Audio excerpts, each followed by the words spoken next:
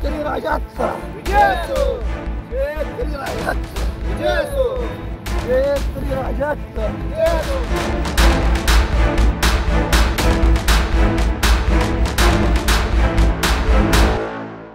आपण लातूरच्या जिल्हाधिकारी कार्यालयावर आज दंडोत चिखलामध्ये दंडोत घातलेला आहे, काय सांगाल?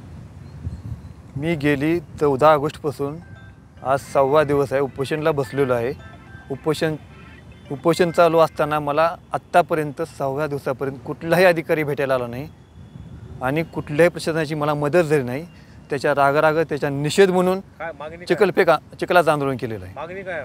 माझ्या मागण्या आहेत की स्वर्गवासी गोपीनाथ मुंडे साहेबांनी जो कारखाना चालू केला होता शेतकऱ्यांसाठी, तो कारखाना विकला गेला। त्यांच्या पश्चात त्यांची कन्या पंकजाताई गोपीनाथ मुंडे यांनी कारखाना विकला, तो विमल ॲग्रो कंपनीला विकला। विमलताई मुंदडा यांनी कारखाना विकत घेतला आणि कब्जा करण्यासाठी त्यांचा मुलगा अक्षय मुंदडा यांनी 50 स्कॉर्पिओ भरून पोरं आणले होते कब्जा करण्यासाठी। आणि मी महिन्यापूर्वी एक आंदोलन केलं होतं रस्ता रोको, त्यावेळी तेवढी पोरं आले होते, तरी मी 4 तास रस्ता रोको आंदोलन केलं।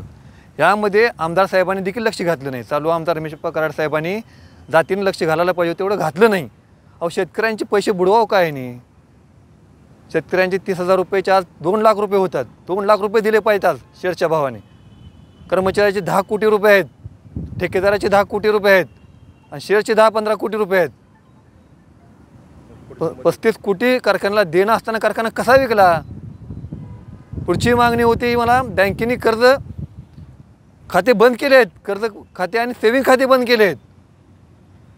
सत्तेमध्ये येत असताना कर्जमाफी करतो म्हणले, 7/12 कोरा करतो म्हणले, त्यामुळे शेतकऱ्यांनी कर्ज भरले नाहीत, दिशाभूल झाली त्यांची आणि आता खाते बंद केले, सेविंग खाते त्यांचे। आणि तिसरी मागणी आहे नरेगा योजना बंद करा म्हणून। नरेगा योजना ही अधिकाऱ्याला पैसे खाण्यासाठी आहे। 100 विहिरी मंजूर करायच्या असताना अधिकाऱ्यांनी 200 विहिरी घेतल्या आणि त्या मंजूर केला 15-15 हजार रुपये घेऊन। त्या सरपंचाला बुडवलं, शेतकऱ्याला बुडवलं, गावाला बुडवलं, सगळ्याला बुडवलं त्यांनी। आज पैसे पडत नाहीत। ह्या मागणीसाठी आज मी चिखलात दंडवत आंदोलन घेतलं नाही।